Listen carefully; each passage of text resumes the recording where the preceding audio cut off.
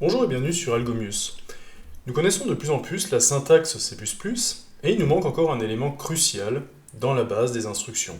Et cet élément crucial, c'est la notion de boucle. Une boucle, qu'est-ce que c'est en fait? C'est tout simplement une façon de demander à l'ordinateur de répéter une certaine action sans que nous, en fait, en tant que développeurs, nous ayons à la programmer plusieurs fois. Donc ça veut dire que l'on va pouvoir se servir de la puissance de calcul du microprocesseur en lui donnant en fait une action répétitive à refaire des milliers et des milliers de fois. Effectivement, c'est là où l'ordinateur va se sentir le plus à l'aise, dans les tâches rébarbatives, où il peut se débrouiller tout seul sans avoir besoin d'instructions extérieures, et donc nous, tout l'intérêt c'est de lui laisser faire les calculs et d'attendre le résultat en retour.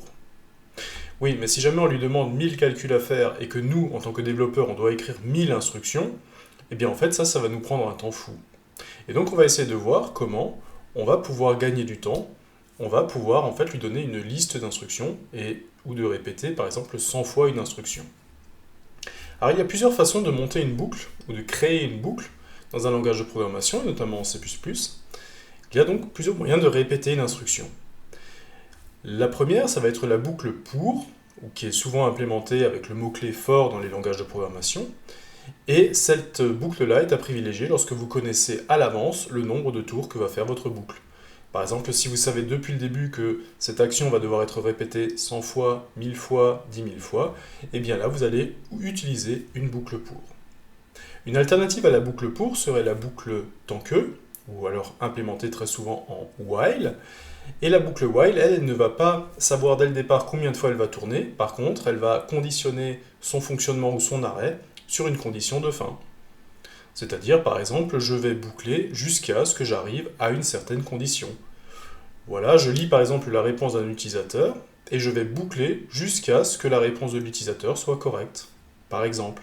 Donc je ne sais pas combien de fois je vais boucler, puisque l'utilisateur pourrait me donner la bonne réponse dès le début, dès la première fois, et donc je ne passerai qu'une seule fois dedans, ou alors il pourrait se tromper à multiples reprises. Mais en tout cas, je ne sais pas depuis le début combien de fois je vais tourner dans cette boucle, mais je sais que je vais terminer quand j'aurai atteint ma bonne réponse. Nous allons voir aussi une alternative à la boucle tant que, qui est la boucle faire tant que. On va le voir elle se ressemble énormément, il y a juste une petite variante, c'est que dans le faire tant que, en fait, vous passez toujours au moins une fois dans la boucle.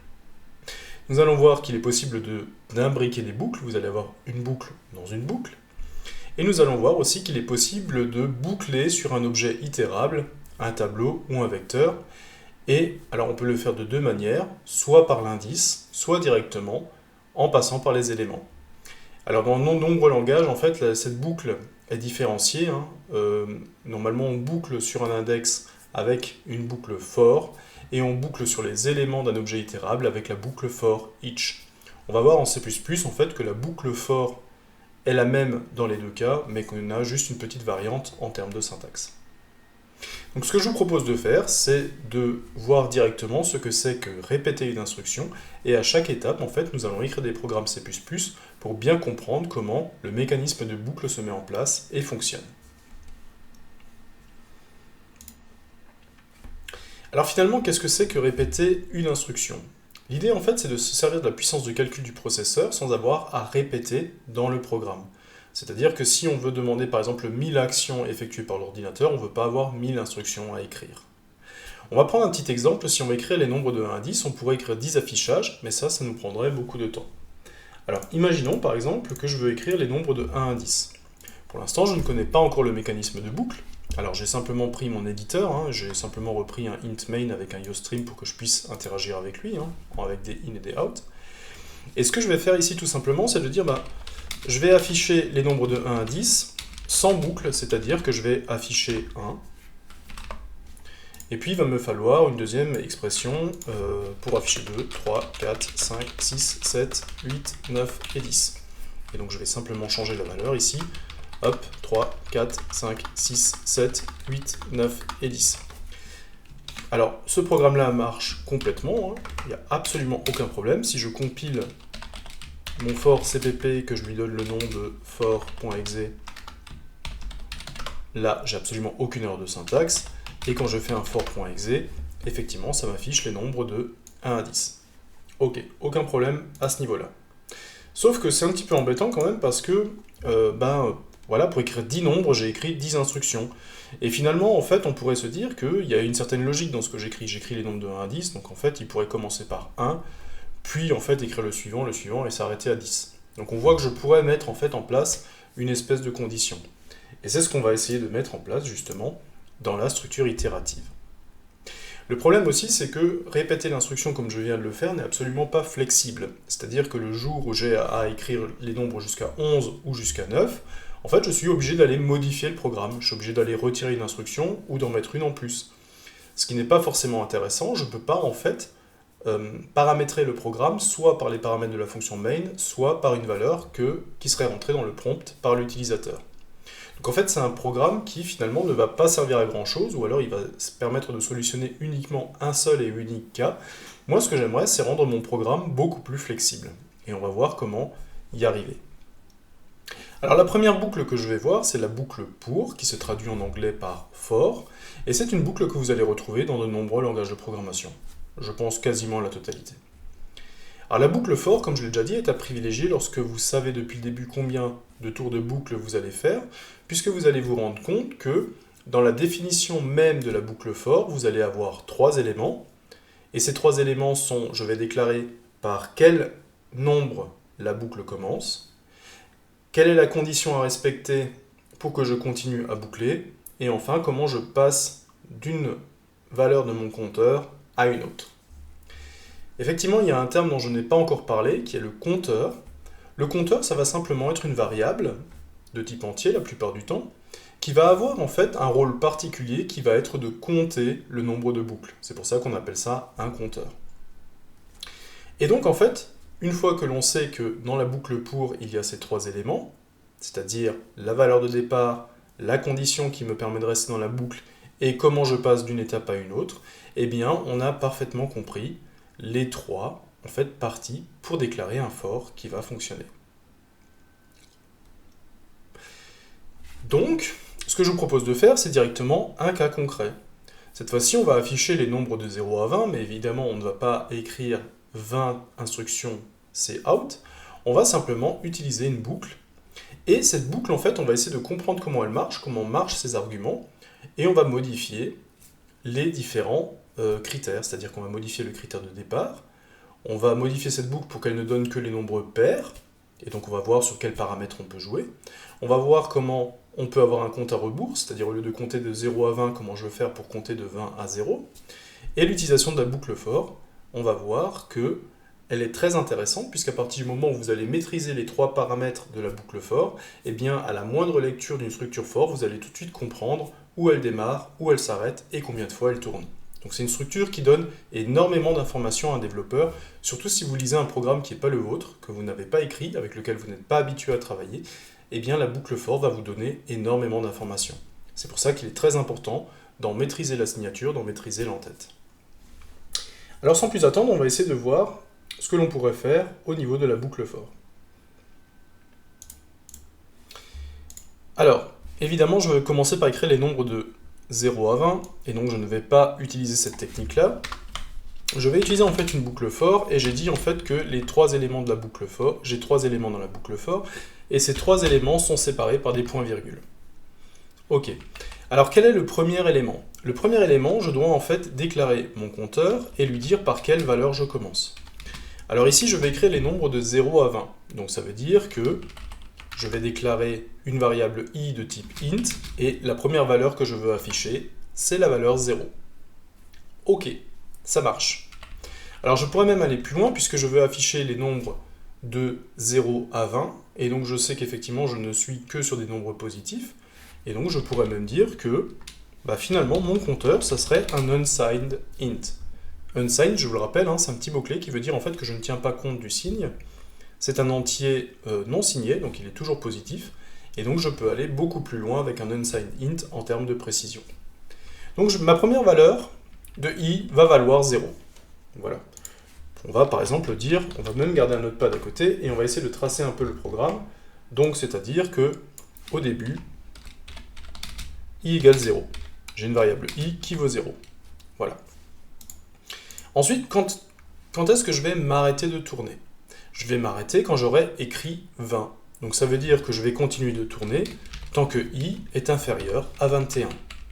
Tant que i est inférieur à 21, je continue à faire mon travail.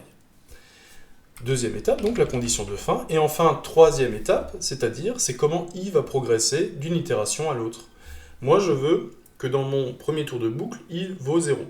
Et puis, je veux que dans mon deuxième tour de boucle, i vaut 1. Et puis, i vaut 2, et ainsi de suite.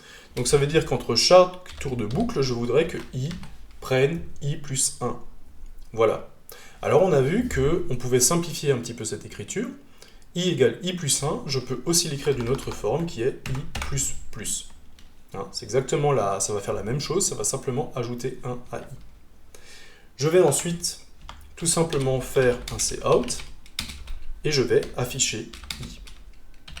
Alors ici, comme d'habitude, je n'ai pas besoin de notion de bloc, c'est-à-dire que je ne suis pas obligé d'ouvrir un bloc ici, puisque je n'ai qu'une seule instruction. À partir du moment où j'ai plusieurs instructions dans le for, là je suis obligé de passer par la notion de bloc. Donc il y a des gens qui partent du principe de dire voilà, je ne sais pas trop quand utiliser le bloc et pas, donc je vais mettre un bloc systématiquement. Moi je vais quand même garder l'explication à chaque fois pour que ce soit le plus clair possible. Ok, donc je vais lancer ça, je vais recompiler mon for.cpp et je vais regarder ce que ça donne. Je vais afficher mon écran, je vais hop, for exe. Et j'ai effectivement les nombres qui commencent à 0, donc c'est bien, j'avais dit que i est égal à 0.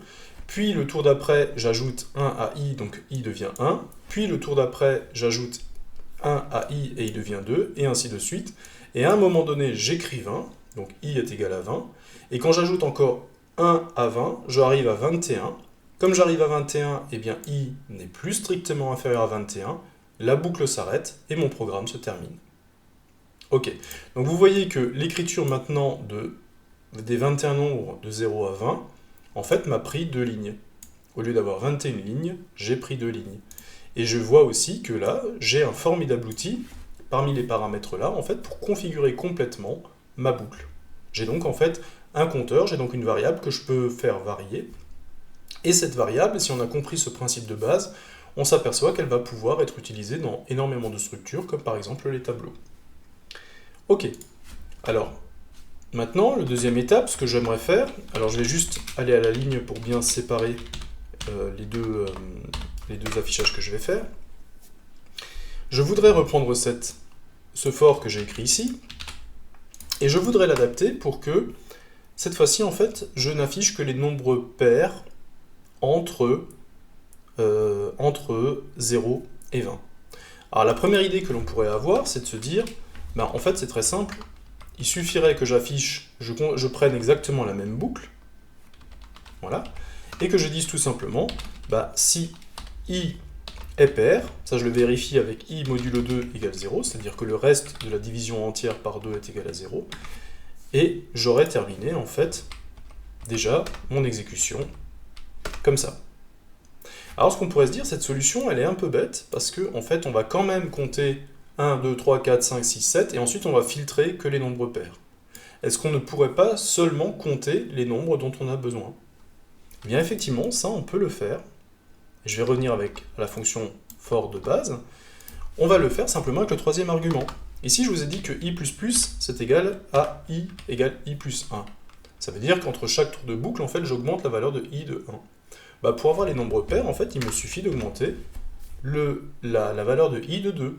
C'est-à-dire que premier tour de boucle, i va valoir 0, je vais l'augmenter de 2, donc deuxième tour de boucle, il va valoir 2, puis 4, puis 6, puis 8, et ainsi de suite. Et vous allez voir que, ici, en relançant ma boucle for, cette fois-ci, je vais avoir exactement le même résultat, sauf que cette fois-ci, je n'ai modifié que l'entête. Alors, est-ce que ça modifie que l'entête? Non, parce que, effectivement, la version que j'avais avant, en fait, passait 21 fois dans la boucle. Donc c'est-à-dire qu'elle me demandait en fait 21 fois le temps d'exécution. Celle-là, en fait, j'ai divisé le temps d'exécution par 2, puisque je ne parcours plus la boucle 20 fois, je ne la parcours que 10. Et donc, en fait, c'est une optimisation. Si jamais vous pouvez filtrer dès le début les valeurs dont vous n'avez pas besoin directement dans l'entête de la boucle, vous allez pouvoir optimiser vos programmes, puisque c'est dans les boucles qu'on peut gagner la majorité du temps. Alors, dernière chose que je voulais faire encore avec cette boucle, c'est de se dire, alors je vais toujours faire un handle, je vais reprendre ma boucle, Et maintenant, je voudrais tout simplement que ma boucle compte, en fait, fasse un compte en rebours. C'est-à-dire que cette fois-ci, je ne veux pas qu'elle commence à 0, tout simplement. Je veux qu'elle commence à 20. Cette fois-ci, je vais commencer à 20 et je vais descendre 20, 19, 18 et ainsi de suite. Ok.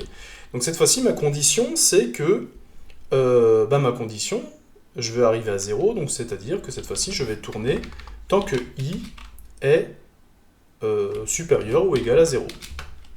Ok. Voilà, donc j'ai ma condition, je vais avoir 20 et je vais descendre, mais là je ne peux pas laisser i++, parce que sinon le premier tour de boucle je vais avoir 20, le deuxième je vais avoir 21, 22, 23, 24. Donc ça je ne veux pas. Moi ce que je veux c'est avoir i égale i moins 1, c'est-à-dire qu'à chaque tour de boucle en fait j'enlève 1 à la valeur de départ. Donc je vais d'abord avoir 20, puis je vais enlever un 19, puis je vais enlever un 18, et ainsi de suite, et je vais arriver à 0.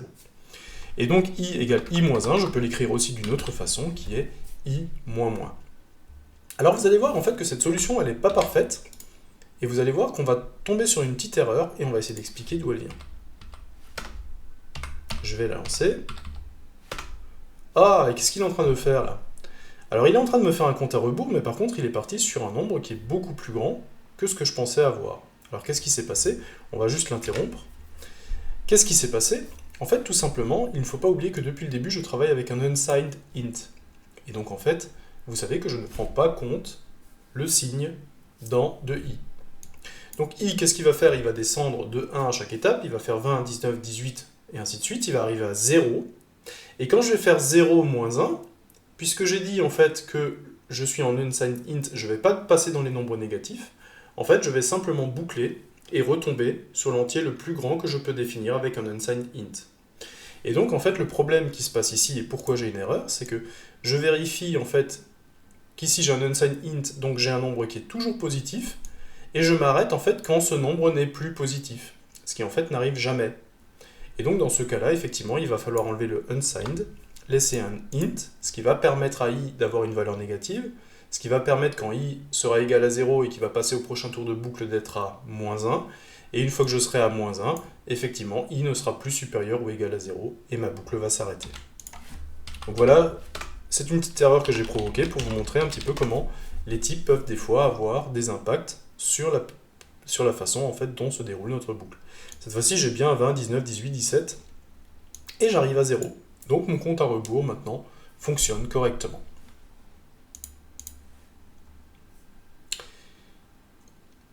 Ok. On a vu le premier type de boucle pour, maintenant, intéressons-nous à la boucle tant que. Cette fois-ci, la boucle tant que, elle est un petit peu différente, c'est-à-dire qu'elle ne va pas se baser sur un nombre de fois où je vais passer par une instruction.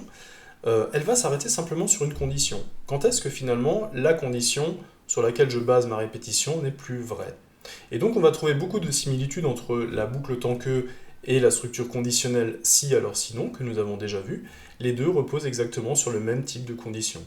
Je vous rappelle que la condition c'est toujours une expression qu'on peut évaluer sans ambiguïté à vrai ou faux. Donc while quelque chose qui est vrai, je vais continuer à faire la boucle. Si cette condition à un moment donné passe à faux, eh bien je vais interrompre ma boucle. Donc ça veut dire également que quand vous créez une boucle avec une condition, il faut que quelque chose dans le corps de la boucle puisse modifier cette condition. Sinon, si vous ne pouvez jamais modifier cette condition à l'intérieur de la boucle, eh bien vous allez créer ce que l'on appelle une boucle infinie, c'est-à-dire une boucle dont on ne peut pas sortir et où l'ordinateur s'entête en fait à répéter à l'infini les mêmes instructions.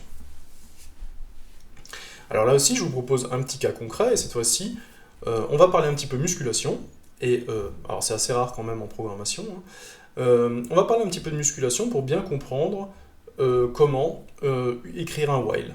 Alors dans ce programme de musculation, qu'est-ce que l'on va faire? On va estimer qu'une personne se lève le matin avec une quantité d'énergie quantifiable par un entier. Par exemple, j'ai 125 unités d'énergie que je peux dépenser pendant la journée. Et on va dire par exemple qu'une pompe me demande aussi un certain nombre d'énergie. Et le but en fait c'est de se dire je vais faire des pompes tant que j'ai assez d'énergie pour faire une pompe. Donc tant que j'ai assez d'énergie pour faire une pompe, je la fais.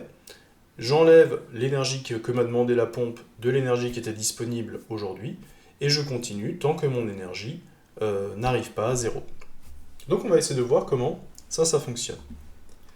Alors encore une fois, je vais prendre un exemple assez concret. On va se créer un petit pompe.cpp. Je vais juste reprendre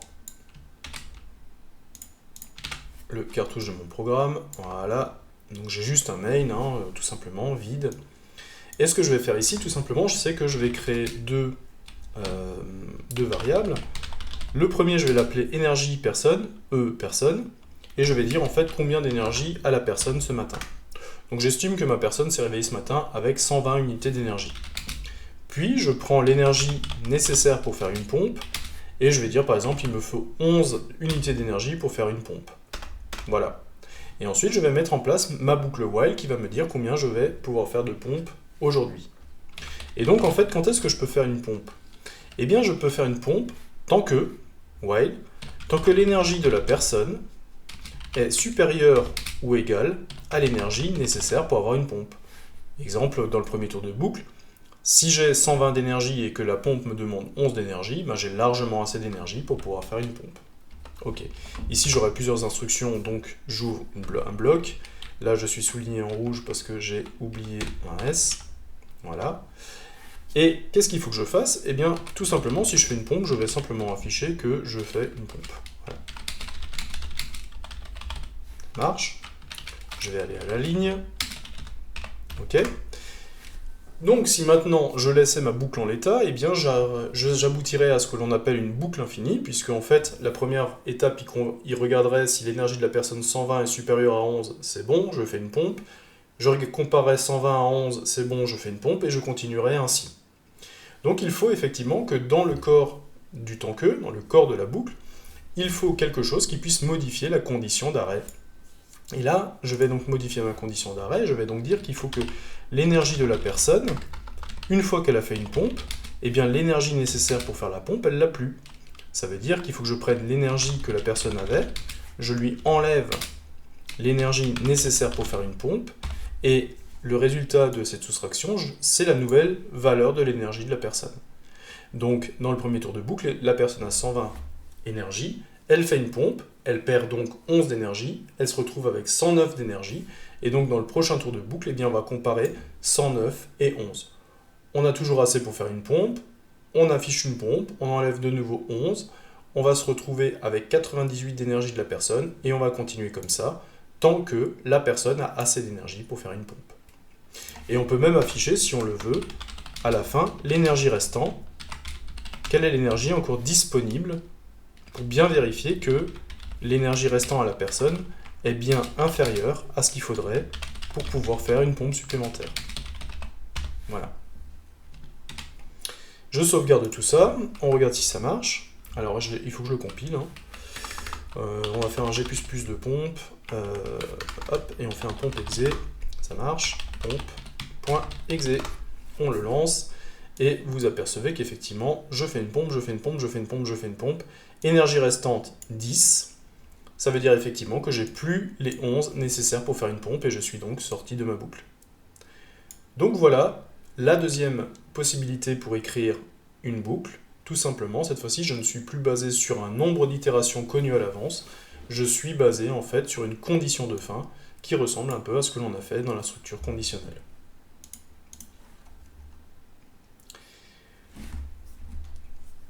Encore une boucle que l'on peut mettre en place, qui est la boucle faire tant que. Alors c'est plutôt une variation de la boucle tant que vraiment une boucle à part entière. Alors c'est une boucle qui n'est pas présente dans tous les langages de programmation, elle l'est en C++, mais je crois par exemple qu'elle ne l'est pas en Python. Et c'est une petite variante, mais qui a quand même une petite spécificité, et on va essayer de comprendre un peu d'où vient cette spécificité. La boucle while que l'on vient d'écrire ici, eh bien je me rends compte que si la condition n'est pas vraie dès le début, en fait je ne rentre jamais dans la boucle. Imaginons par exemple que la personne se réveille avec une énergie de 9, dès le premier test, eh bien, la personne aurait moins d'énergie que ce qu'il faut pour faire une pompe. Je ne rentrerai donc jamais dans, la boucle. Ok. On a pourtant des cas de figure où il faudrait au moins rentrer une fois dans la boucle. Eh bien, par exemple, je demande à un utilisateur de rentrer un nombre entre 1 et 10. Et je veux vérifier qu'il a bien rentré un nombre entre 1 et 10, et que si jamais il n'a pas rentré un nombre entre 1 et 10, je lui repose la question. Ok. Alors on va essayer de voir avec la boucle tant que comment on réagirait à ce genre de choses. Alors je vais créer un nouveau fichier, je vais l'appeler do-while, faire tant que, do-while cpp. Je vais prendre ma boucle, je vais reprendre tout ça, comme ça j'aurai déjà mon exemple, voilà. Et qu'est-ce qui va se passer? Alors, je vais donc demander, je vais créer un entier n, c'est le nombre qui sera lu, qui sera demandé par la personne. Je vais donc dire cout, donne-moi un nombre, voilà, et je vais lire ce que l'utilisateur m'écrit et je vais le stocker dans la variable n qui est censée contenir le nombre. Alors là, je vais juste faire un endel, voilà, et revenir à la ligne. Ok. Et qu'est-ce que je vais faire? Je vais donc écrire une boucle while qui va dire, tant que n est inférieur à 0, ou symbole, c'est les deux barres verticales, algr 6, ou que n est supérieur à 10. S'il est inférieur à 0 ou qu'il est supérieur à 10, ça veut dire que ce n'est pas une valeur qui convient. Moi, je veux absolument une valeur comprise entre 0 et 10. Dans ce cas-là, qu'est-ce que je vais faire? En fait, je m'aperçois que je vais copier-coller ces deux lignes et je vais les remettre ici. Et alors effectivement, en informatique, on n'aime pas copier-coller, enfin copier-coller si, mais en l'adaptant, mais ces deux lignes sont carrément identiques.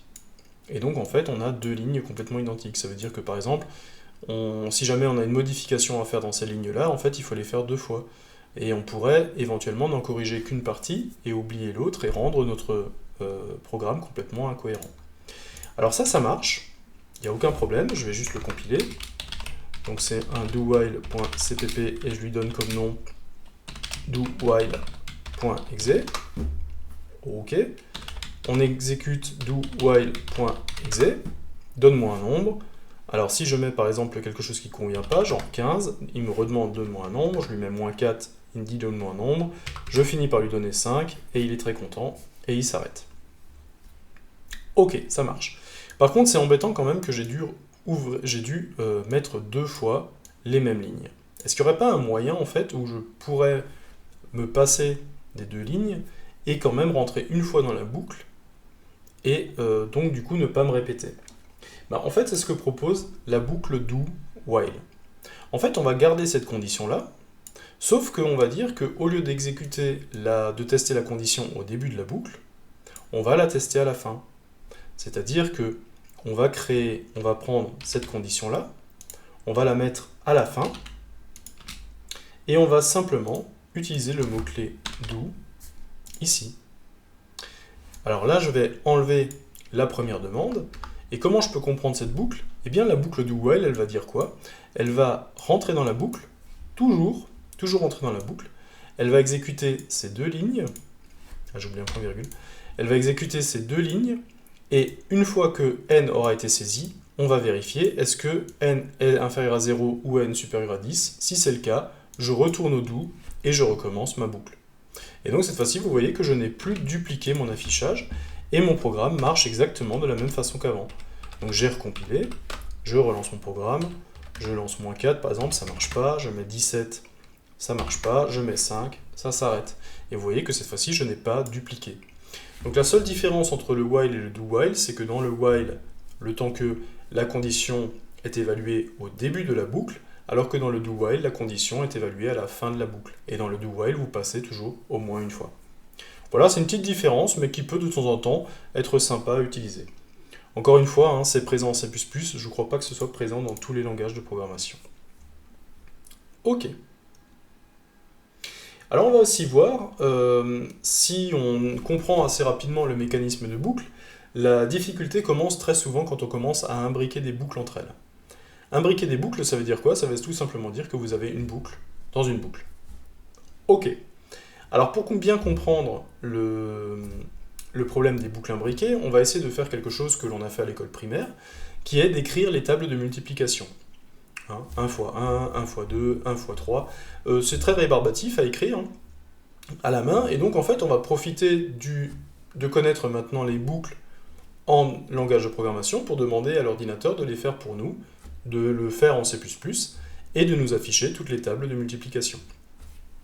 Ok, alors comment on va faire? Eh bien tout simplement, pour avoir les tables de multiplication, 1 fois 1, 1 fois 2, 1 fois 3, vous apercevez en fait que vous avez deux opérandes. Vous avez à chaque fois deux entiers que vous multipliez pour avoir un résultat. Ok, alors on va partir de quelque chose que l'on avait déjà fait. On va partir déjà d'un nombre qui va nous permettre de parcourir les chiffres de 1 à 10, et donc ça va nous permettre déjà d'avoir les différentes tables. Alors je vais reprendre mon éditeur sous les yeux. Hop. Je vais me créer un fichier que je vais appeler mult.cpp pour table de multiplication. Je vais récupérer de nouveau un int main propre. Voilà. Et je savais que pour écrire les nombres de 1 à 10, je vais utiliser une boucle for. Et for, je vais tout simplement dire, voilà, je vais partir d'un unsigned int. Cette fois-ci, j'ai pas besoin que mon entier soit signé. I égale, alors d'habitude on n'a pas la table de 0, hein, donc on va commencer à 1. On va commencer avec la table de 1. On va dire tant que i est inférieur ou égal à 10, on va aller jusqu'à 10. Donc tant que i est inférieur ou égal à 10, ça veut dire 1, 2, 3, 4, 5, 6, 7, 8, 9, 10. Et quand je passe à 11, je m'arrête. Et pour passer de la valeur de i de 1 à la valeur suivante, je vais faire un i égale i plus 1 à chaque tour de boucle. Donc là, je vais faire un bloc. Et je vais déjà écrire maintenant, par exemple, table de... Et je vais mettre i. Donc là, c'est quelque chose de très simple. Je vais simplement afficher, alors je vais faire la compile, g++ mult.cpp et je vais faire mult.exe en sortie, mult.exe, voilà, et je récupère donc la table de 1, la table de 2, la table de 3 et ainsi de suite. Donc là pour l'instant j'ai encore pas fait grand chose, j'ai simplement fait varier i de 1 à 10 et je vais simplement afficher la table de 1 à 10. Bon, maintenant qu'est-ce que j'ai fait en termes de boucle? Eh bien j'ai simplement créé 1, 2, 3, 4, 5, 6, 7, 8, 9, 10. Ce que je vais faire, c'est que je vais considérer que i c'est le premier opérande. Et donc maintenant que j'ai affiché que i est égal à 1, je vais peut-être plutôt prendre un Excel, hein, ça va aller plus vite. J'ai donc i qui va varier 1, 2, 3, 4, 5, 6, 7, 8, 9, 10. Je vais en fait essayer de déclarer une variable j. Et j, en fait, pour chacune des valeurs de i, je vais en plus prendre la valeur de j qui va faire 1, 2, 3, 4, 5, 6, 7, 8, 9, 10. Voilà. Ensuite, la valeur de i va continuer à 2. Et je vais de nouveau commencer avec j. L'idée, c'est un peu ça. Et vous voyez un petit peu que la table de multiplication, elle prend place devant nous. Ok, donc ça veut dire que quand le i vaut 1, ce 1 que j'ai gardé de i, je voudrais le multiplier par tous les nombres de 1 à 10. Ensuite, i va passer à 2, et je voudrais le multiplier par tous les nombres de 1 à 10, et ainsi de suite. Et si je fais ça, ben, progressivement, je vais avoir mes tables de multiplication. Alors comment je fais ça? Comment je fais pour que j prenne successivement les valeurs de 1 à 10? Eh bien tout simplement, je vais créer une boucle dans la boucle. Je sais que là, je vais avoir toutes les valeurs de i. Donc dans la boucle, je vais encore créer une deuxième boucle qui va partir sur un unsigned int j. Cette fois-ci, attention, il faut bien que je change de nom de variable pour que C++ fasse bien le lien. J va aussi partir de 1. J va aussi être inférieur ou égal à 11, exactement pour les mêmes raisons, hein, je veux que les tables de 10. Et pour passer d'une boucle à l'autre, je vais simplement faire j++. Alors ici, tout simplement, qu'est-ce qui va se passer? Alors i, dans la première itération, va valoir 1. Okay, je vais aller là, j va valoir 1. Donc dans le premier tour de boucle, quand je suis ici, i vaut 1, j vaut 1. Donc ce que je peux faire, tout simplement, c'est de dire que je vais multiplier i, alors ça c'est de l'affichage, hein, que multiplie j. Ça va être égal à quoi? Eh bien, ça va être égal à i fois j. Et je vais aller à la ligne. Alors, qu'est-ce qui va se passer? Le premier tour de boucle, i vaut 1, j vaut 1. Je vais donc faire 1 fois 1 égale 1 fois 1 qui vaut 1, et je vais l'écrire. Et puis ensuite, j'ai fini ma tour de boucle de J, donc je reviens ici, dans mon en-tête. Cette fois-ci, I vaut toujours 1, mais J va être incrémenté, donc J va valoir 2. Donc je vais avoir 1 fois 2 égale 1 fois 2 égale 2. Ok. Et je vais continuer comme ça. Et quand je vais aller là, comme ça, jusqu'à ce que I vaut 1 et que J vaut 10, et donc je vais avoir 1 fois 10 égale 10, à ce moment-là, la boucle de J va s'arrêter, je serai arrivé à la fin de mon terme de J, et je vais donc recommencer à la boucle de I. I1 va être incrémenté de 1, I va devenir 2, et je vais donc afficher la table de 2, et pour la table de 2, je vais recommencer avec J égale 1, et donc j'aurai I égale 2, J égale 1, j'aurai 2 fois 1, et ainsi de suite, et ça va donc m'afficher toutes les tables de multiplication. Pour s'en convaincre, on va juste sauvegarder tout ça, on va le lancer, voilà, et vous voyez que j'ai récupéré toutes mes tables de multiplication. Alors là, j'ai la plus dure, la table de 1, qui a été écrite ici. Donc là, le premier opérand, là, c'est toujours I, le deuxième, c'est toujours J. Donc vous voyez que, J est allé jusqu'à 11. Alors qu'est-ce que j'ai fait? J'ai peut-être un petit problème dans mon... Oui, oui, là j'ai fait inférieur ou égal à 11. Ouais, donc c'est inférieur ou égal à 10. Ouais, je sais pas pourquoi j'ai fait la table de 11. Voilà. Hop. Donc là, effectivement, on a bien la table de 1. Donc l'opérand de la colonne de gauche, c'est I. On voit que I est c'est bien la boucle extérieure. Vous voyez que I croît beaucoup moins vite.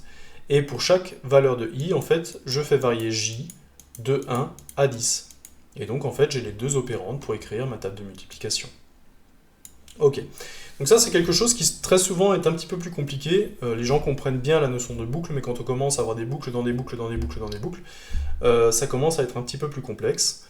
Et c'est des choses que l'on retrouve, par exemple, on a 3 boucles imbriquées, par exemple, si vous voulez écrire la fonction de multiplication matricielle vous-même, vous allez vous retrouver avec 3 boucles imbriquées. Donc ça peut être une bonne gymnastique de faire vous-même ce genre de fonction. Ça peut vous aider à comprendre le mécanisme de boucle dans les détails. Mais une fois que vous avez compris les 3 paramètres de la boucle for, valeur d'initialisation, condition pendant laquelle la boucle tourne et comment je passe d'un step à l'autre, eh bien en fait, vous avez pratiquement toutes les cartes en main pour réussir vos boucles. La dernière chose que je voudrais voir avec vous, c'est un autre style de boucle qui va s'appuyer en fait sur des objets qu'on appelle des objets itérables, c'est-à-dire des objets qui contiennent plusieurs objets. Alors l'entier, le int, le float, le double, c'est ce qu'on appelle des types simples, et vous allez par exemple avoir des tableaux. Les tableaux, alors on ne les a pas encore vus dans ces vidéos, mais ça va faire l'objet de la prochaine vidéo, c'est simplement la possibilité en fait de stocker plusieurs valeurs dans une même variable. Imaginons par exemple que je veux faire un relevé de température à midi tous les jours de l'année, je ne vais pas me créer 365 variables de type float pour stocker ces données. Je vais simplement créer en fait ce que l'on appelle un tableau, et dans ce tableau je vais stocker les 365 valeurs entières que je vais relever. Alors je vais juste simplement vous présenter aussi la classe vecteur qui est très utilisée en C++, puisque vecteur est également un objet, comme l'a été string, et vector en fait est un objet qui va vous permettre de stocker plusieurs valeurs dans une même variable. En fait derrière ça va être la notion de tableau qui est à gérer, mais le vecteur étant un objet qui va vous cacher énormément de choses, vous n'aurez pas forcément à gérer la mémoire vous-même, vous aurez des méthodes pour accéder aux différents éléments, ou alors pour ajouter facilement ou supprimer dans un vecteur. Donc la plupart du temps quand vous êtes en C++, vous n'utilisez pas forcément vraiment un tableau de base, vous utilisez très souvent un vecteur, et on va essayer de voir un petit peu comment déclarer un vecteur et comment voir quelques méthodes que l'on peut trouver à l'intérieur. Ok, donc je vais encore une fois prendre mon petit éditeur, et cette fois-ci on va travailler sur la notion de vecteur. Vecteur, hop, .cpp. Donc là pareil, je ne vous montrerai pas toutes les méthodes tout ce que l'on peut faire avec les vecteurs. Encore une fois, il y a énormément de méthodes et la documentation vous renseignera là-dessus. Donc si je veux utiliser l'objet vecteur, je prends la bonne habitude effectivement de dire voilà, je vais inclure vector. À partir du moment où j'ai une inclusion de vector, je vais pouvoir déclarer un vecteur. Donc je vais déclarer un vector. Et le vector, en fait, c'est une classe qu'on appelle template, c'est-à-dire que c'est une classe qui peut être basée sur plusieurs types. Moi, je voudrais un vecteur qui contient des int, des entiers. Mais je pourrais avoir un vecteur qui contient des chars, je pourrais avoir un vecteur qui contient des floats. Aucun souci, je peux même avoir un vecteur qui contient un type défini par l'utilisateur, donc c'est-à-dire qui aurait le type d'une classe, une classe d'objet. Là, on va rester simple pour l'instant, je vais simplement déclarer une variable v qui est de type vector int. C'est donc un vecteur d'entier. C'est donc une variable qui va contenir plusieurs entiers. Et je veux que ce vecteur contienne en fait les valeurs, alors je sais pas, 5, 9, 47, 28, 32, 7. Je n'ai mis que des valeurs entières, hein, puisque j'ai dit à vecteur que j'avais fait que des int. Et puisque j'ai pas de signe, je peux même dire en fait que j'ai un vecteur de unsigned int. Aucun souci là-dessus. Alors qu'est-ce que je peux faire avec mon vecteur? Eh bien je peux accéder aux éléments de mon vecteur exactement comme dans un tableau. C'est-à-dire que je peux faire par exemple, si je veux le premier élément de mon vecteur, eh bien il me suffit de dire v, et je prends l'élément qui est à l'indice 0. Alors ça c'est un petit peu troublant aussi quand on commence avec les tableaux en C++ ou dans n'importe quel langage de programmation. Nous quand on a appris à compter, en fait on a commencé à compter avec 1. Pourquoi est-ce que l'indice ici est à 0? Tout simplement parce qu'il faut le comprendre que l'indice que vous donnez à votre vecteur, c'est le nombre de décalages par rapport au début du vecteur que vous devez faire pour trouver l'élément. Alors je m'explique, le vecteur v contient les éléments 5, 9, 47, 28, 32, 7. Si je dis v de 0, ça veut dire rends-toi au début du vecteur, ok, et ne fais aucun déplacement, donc prends le premier élément. Si j'avais voulu afficher v de 2, ça voulait dire rends-toi au début de vecteur et fais 2 déplacements, donc je fais 1, 2, et je renvoie 47. Voilà un petit peu quelque chose de mémotechnique pour se souvenir comment marche le vecteur. Donc ça veut dire que si je fais v de 0 et v de 2, normalement je devrais retrouver l'affichage de 5 et 47. Alors on va compiler tout ça avec mon G++. Hop, vecteur.cpp, vecteur.exe, ça marche, et je vais lancer vecteur.exe. Ok, j'ai 5 et 47. Ça marche. Donc ça veut dire que, comme je peux accéder à chacun des éléments de mon vecteur par l'indice, si jamais je voulais m'amuser à vouloir afficher tous les éléments d'un vecteur, en fait ça voudrait dire quoi? Ça voudrait dire qu'il faut que j'affiche l'élément d'indice 0, l'élément d'indice 1, l'élément d'indice 2, l'élément d'indice 3. Mais là je suis en train de faire quoi? En fait je suis en train d'utiliser un compteur. Il suffirait que j'utilise un compteur en fait, et tout simplement, je passerai d'élément à élément dans mon vecteur. Alors, je vais juste reprendre la présentation pour voir si je ne saute pas d'informations.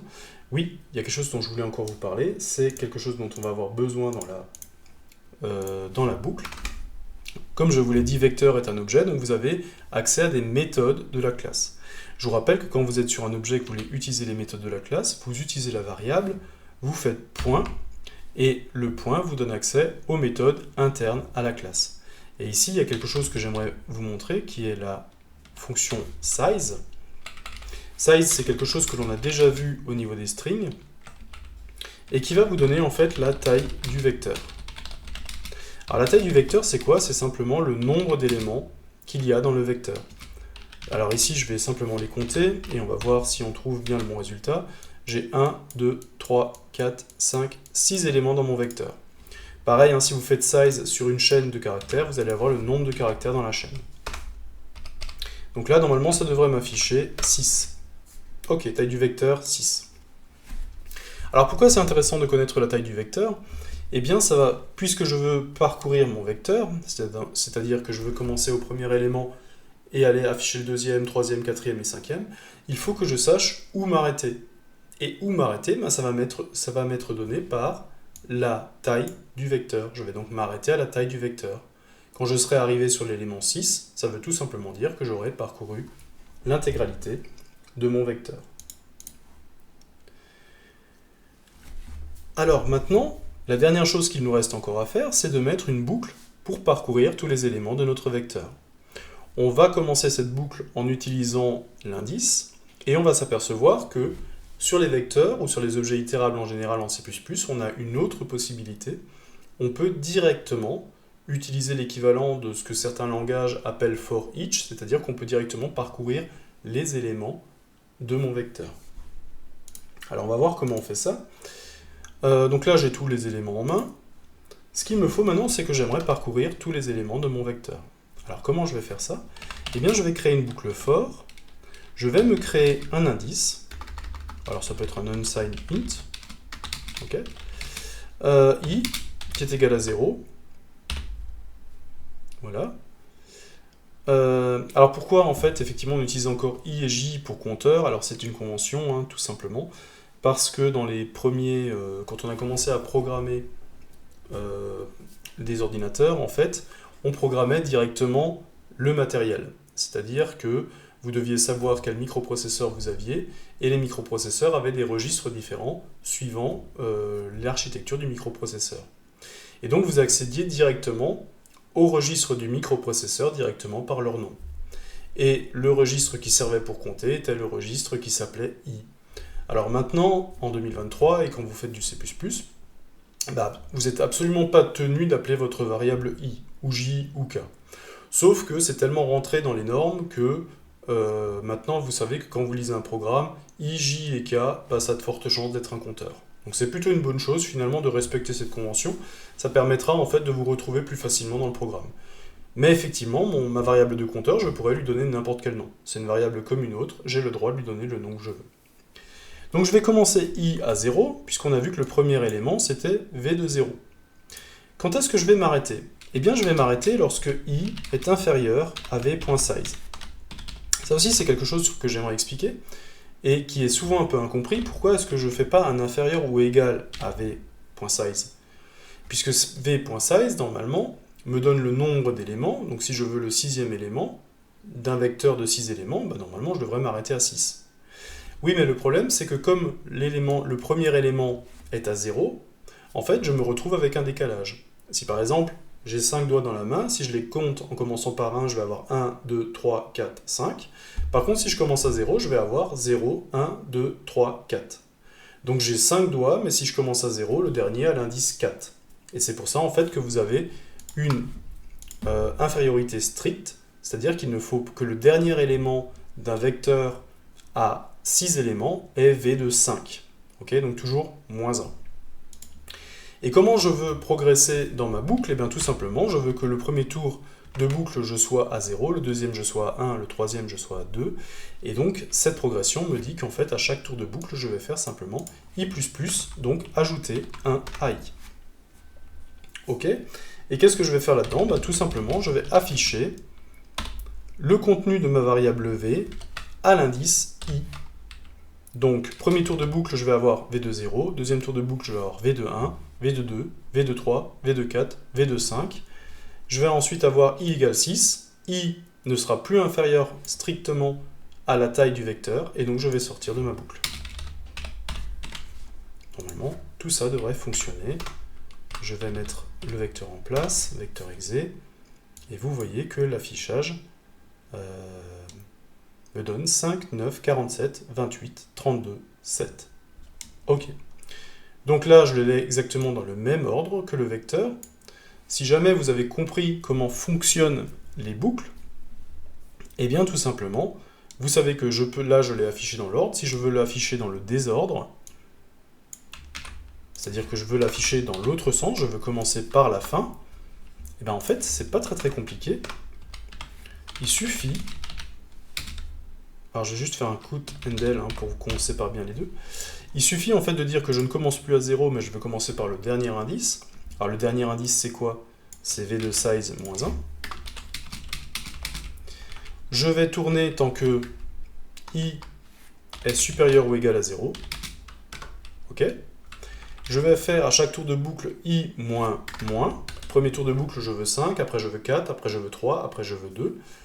Et il ne faut pas que j'oublie aussi d'enlever le unsigned, parce que le problème, c'est que effectivement, je vais m'arrêter lorsque i va valoir 0, puis le prochain tour, il va valoir moins 1, et donc en fait, i ne sera plus supérieur ou égal à 0. Et donc si je lance ça, eh bien on s'aperçoit directement que vecteur exe me donne maintenant le vecteur à l'envers, c'est-à-dire qu'il a commencé par 7, puis il a fait 32, puis 28, puis 47, puis 9, puis 5. Vous voyez, je n'ai changé finalement que l'entête du for, et j'ai affiché mon vecteur dans une taille différente. Ok, donc là maintenant, ça, la première solution de parcours des vecteurs, on l'a vu maintenant avec l'indice. Maintenant, il y a une solution qui peut être aussi intéressante, c'est de dire je vais prendre mon vecteur et je veux simplement tenir compte des éléments. Alors certains, si vous avez déjà programmé avec d'autres langages, vous avez peut-être déjà vu cette fonction for each. Alors, je vais simplement reprendre l'affichage ici, et je vais le modifier. Alors for each n'existe pas en C++. Ce que l'on peut faire en tout cas, c'est de dire, je vais prendre simplement mon vecteur, alors je l'ai appelé V, et je veux simplement récupérer les éléments qui sont dans ce vecteur. Ok, je vais récupérer ces éléments, mais vous voyez que si je veux récupérer les éléments de ce vecteur, là il y a un petit problème parce que C++ me dit oui, mais si tu veux créer une variable élément, ça veut dire qu'il faut que tu me dises ce que c'est comme élément. Et donc en fait, moi ce que je vais faire, c'est utiliser ici le type auto. Auto en fait va me permettre finalement de m'adapter au contenu du vecteur. C'est-à-dire que je pourrais très bien dire, voilà, c'est un int, et donc en fait, effectivement, si V contient que des int, ça marchera parfaitement. L'idée de prendre auto, ça va servir quand vous allez avoir un vecteur qui va contenir des objets de classe. Et vous pouvez, avec le polymorphisme, aussi avoir dans un vecteur des objets de classes différentes, mais qui sont liés hiérarchiquement. Et donc ça va vous permettre de récupérer en fait que chaque élément va prendre le type automatiquement en fonction de ce qu'il y a dans V. Donc vous n'avez pas forcément à gérer le type qui est ici. Et comme élément, vous voulez le modifier, il ne faut pas oublier de mettre le « et » commercial devant. Ça aussi, c'est la notion d'adressage de pointeur, c'est quelque chose que l'on verra dans la prochaine vidéo. Adressage mémoire, adresse, pointeur, voilà, c'est quelque chose que l'on détaillera un peu plus, donc j'en dis pas grand chose, il faut juste en fait mettre le « et » commercial pour que la valeur de l'élément soit modifiée à chaque tour de boucle. Et là, la syntaxe, en fait, elle va être un peu différente. Cette fois-ci, je vais afficher les éléments de V. Donc cette fois-ci, je ne joue plus avec l'indice, je ne cherche plus l'élément d'indice 0, l'élément d'indice 2, l'élément d'indice 3. En fait, mon premier tour de boucle, élément va prendre la valeur 5. Ensuite, élément va prendre la valeur 9, élément va prendre la valeur 47, élément va prendre la valeur 28. Donc en fait, c'est une structure qui est beaucoup plus simple à mettre en place et qui parcourt simplement les valeurs des éléments. Je vais simplement Alors je vais encore prendre un ndel ici pour qu'on fasse bien la différence entre les deux. Je vais compiler, hop, je vais lancer, et vous voyez que ça marche aussi, j'ai affiché 5, 9, 47, 28, 32, 7. Alors là, en fait, si vous avez besoin que de la valeur des éléments qui se trouvent dans le vecteur, ça c'est quelque chose qui est beaucoup plus simple à mettre en place. Vous n'avez pas à jongler avec un compteur que vous devez incrémenter ou décrémenter ou machin. Vous avez vraiment récupéré les éléments du vecteur. La seule chose que ce type de boucle ne vous permet pas, c'est qu'il ne vous permet pas de comparer un élément de votre vecteur, par exemple, à l'élément qui lui est juste avant ou qui lui est juste après. Alors si vous avez par exemple v de i qui est un élément du vecteur, et bien vous savez que v de i moins 1, c'est l'élément qui est juste avant dans le vecteur. v de i plus 1, c'est l'élément qui est juste après. Ça, vous en avez besoin, par exemple, dans les algorithmes de tri, vous avez besoin de savoir quelle est la valeur de l'élément juste avant ou l'élément juste après. Si vous avez besoin des éléments simplement de manière unitaire, eh bien n'hésitez pas à utiliser cette syntaxe-là, qui est beaucoup plus simple.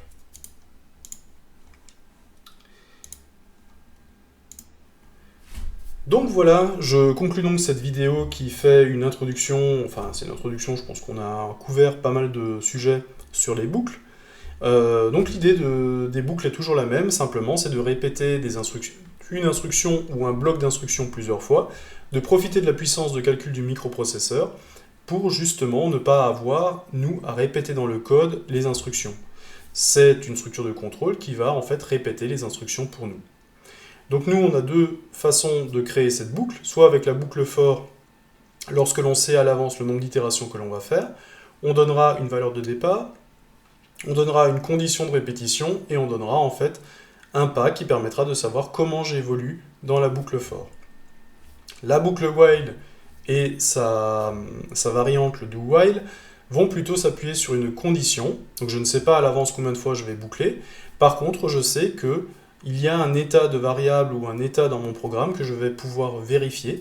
Et si cet état n'est plus respecté, eh bien je vais quitter la boucle. Enfin, nous avons vu qu'il existe des objets, des variables un petit peu spéciales dans les langages de programmation, qui permettent en fait de stocker plusieurs valeurs. Alors j'ai pas encore expliqué en termes de mémoire quel est l'impact de stocker un tableau, c'est pour ça que je reviendrai là-dessus avec une vidéo spécialement dédiée au tableau, aux pointeurs et aux adressages. Mais nous avons vu donc que nous pouvons déclarer une variable qui contient plusieurs entiers. Et nous avons vu qu'il y a donc aussi une structure spécifique pour pouvoir parcourir ce genre d'objet. On peut la parcourir soit avec les indices, et donc ça c'est une version un peu plus classique du for, où on utilise un compteur que l'on fait incrémenter, et on a une version qui nous permet aussi de parcourir élément par élément les éléments du vecteur. Donc on commence vraiment à avoir énormément d'éléments en main pour résoudre des problèmes en C++. Il nous manque encore deux éléments principaux pour avoir une vision globale des bases du C++. Ces deux éléments sont justement la structure tableau et tout ce qui s'y rapporte, la notion de pointeur, la notion d'adressage, et pour l'instant nous n'avons pas encore écrit nos propres fonctions. Voilà les deux prochaines vidéos qui vont venir sur le sujet, et donc ça nous permettra d'avoir une bonne base en C++. Et de cette bonne base, nous allons partir pour voir la programmation objet et tous les concepts objets que l'on peut retrouver en C++. Donc on a encore du pain sur la planche, mais je suis plutôt motivé pour faire ce genre de vidéo, donc on va continuer sur la lancée, et je vous dis donc à bientôt.